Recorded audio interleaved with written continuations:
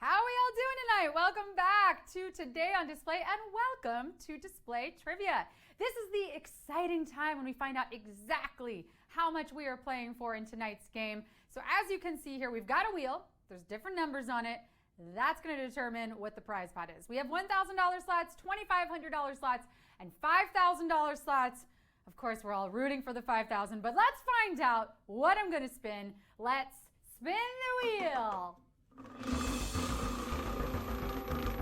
Woo! Let's go, everyone. Are you feeling it? Are you feeling a $5,000 game? Are we feeling it? Okay, we're playing for $1,000. I don't need to be dramatic, right? Free money is free money is free money. We're playing for $1,000 and here's how you can win it. Stay right where you are. In just a little bit, the 10 questions will pop up on your screen. You'll have about 10 seconds to answer each one. If you get them all right, you get a piece of that $1,000 prize. Stick around. We've got more Today on Display coming right up. Welcome to Display Tips. Let's get introduced to Profile. Tap the profile on bottom right of screen. Here, you can personalize your display experience. Tap the pencil icon to edit your profile picture, cover photo, basic user info including contact, and link to your other social media accounts. Select your preferred language, identify top friends and family members. You can also create and manage your communities here. Watch for more tips on Display TV.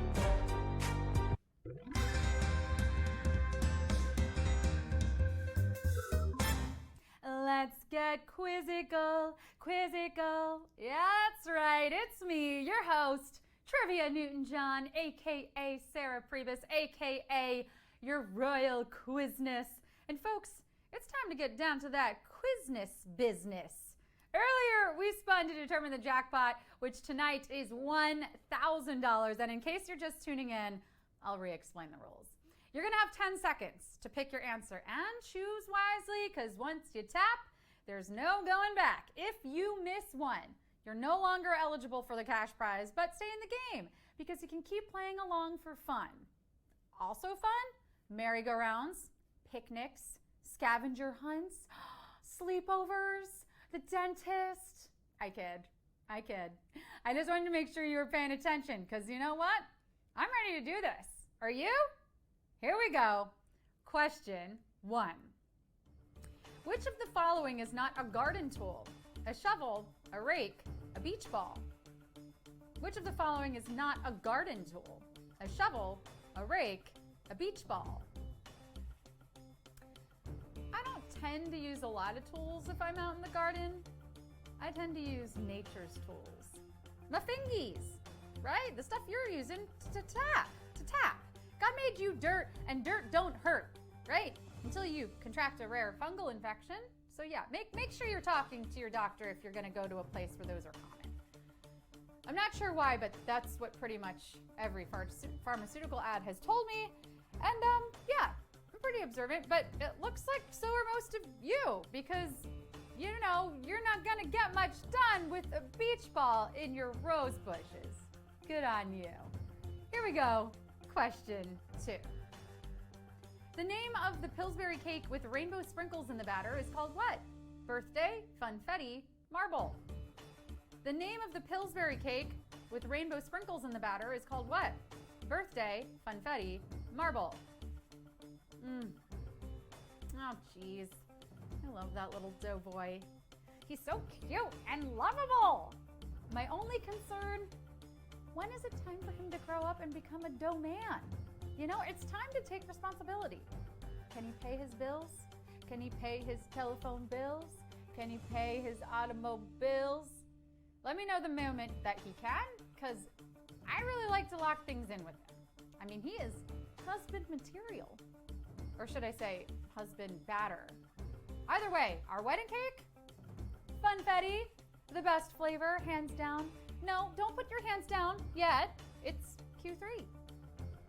Complete the following animated movie title. Beauty and the Kings, Beauty and the Beast, Beauty and the Jets. complete the following animated movie title: Beauty and the Kings, Beauty and the Beast, Beauty and the Jets. Beauty and the Jets. Beauty and the Jets. It's a tale as old as time. It's a tune as old as song. I guess what that teapot with the beautiful voice was trying to say is, love is timeless. Unfortunately, this quiz is not, so we gotta keep trucking along.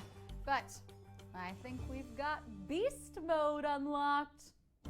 Because we're moving right along into question 4. What is the correct name of this punctuation?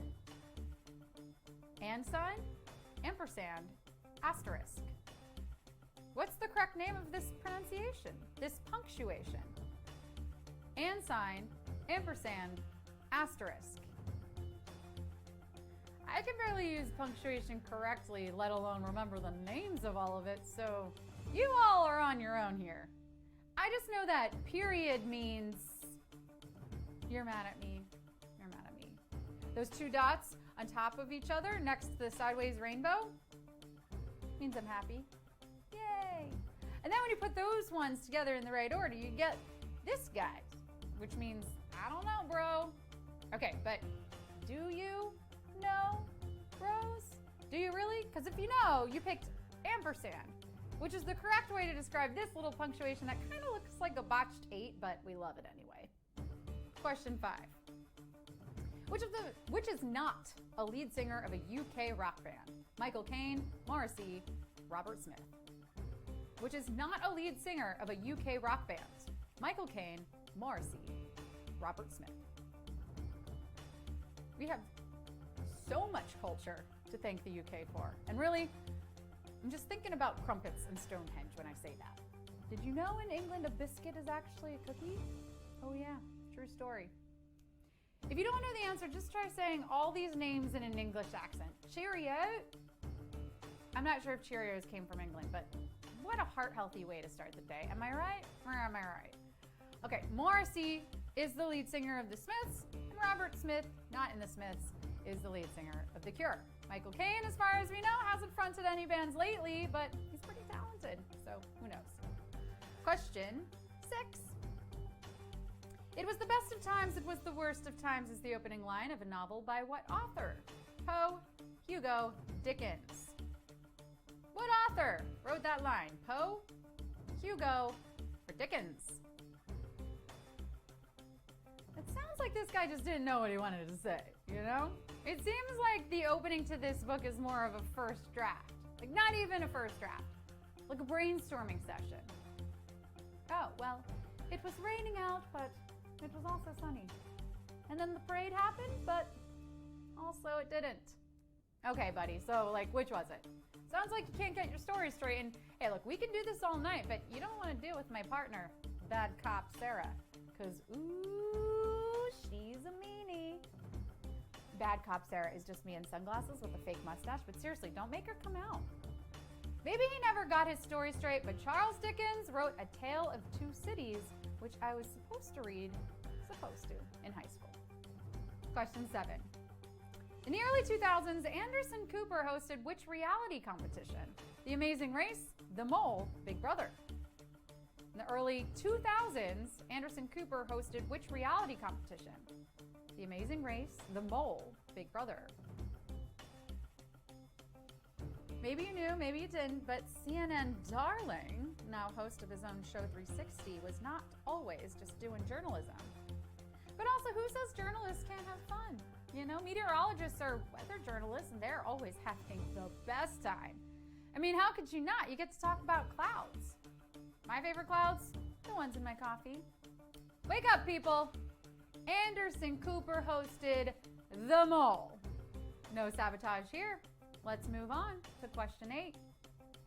Which actor plays the title character in Austin Powers' International Man of Mystery? Don Cheadle, Mike Myers, Hugh Jackman. Who plays the title character in Austin Powers' International Man of Mystery?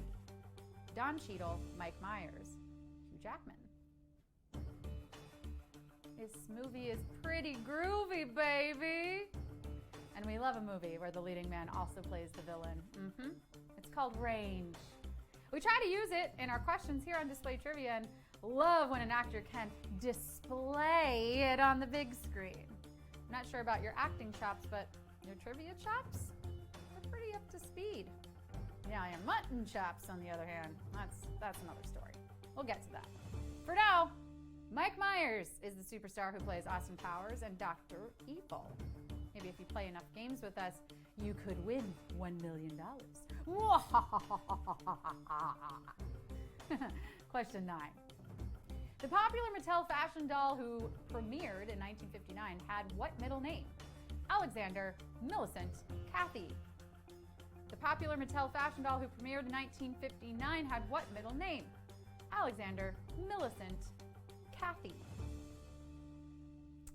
This doll has been a fashion queen since the late 50s, and she is still showing us how it's done.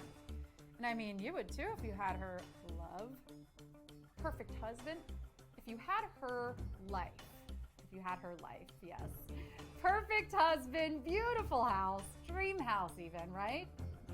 And the best part, she has every career, right? This is a true boss babe. One day she's a vet, the next she's a marketing executive. She is living kind of proof that there is nothing you can't do as long as you have the right outfit. Barbie Millicent Roberts has taught us almost everything we need to know. Except maybe don't forget to wear underwear, because hers are printed on. It's time for the final question. Question 10. Which ancient civilization is incorrectly paired with a grain they would have harvested? Aztecs, amaranth, Olmecs, farro, Incas, quinoa. Which ancient civilization is incorrectly paired with a grain they would have harvested? Aztecs, amaranth, Olmecs, farro, Incas, quinoa. These grains are sometimes known as ancient grains, which begs the question, how long have these been on the supermarket shelf?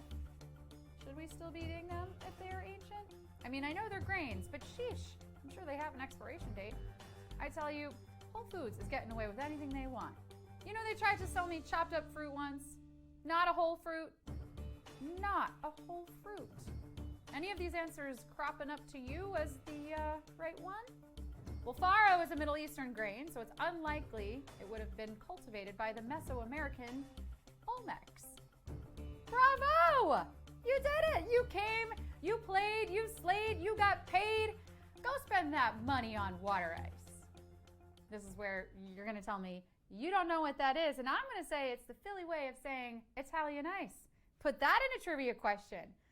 Bravo! Go have an Italian ice. You did great. You know, cool off, rest up. Don't spend all that cash in one place, all you 10 out of 10ers. But if you do, come back, make some more tomorrow on Display.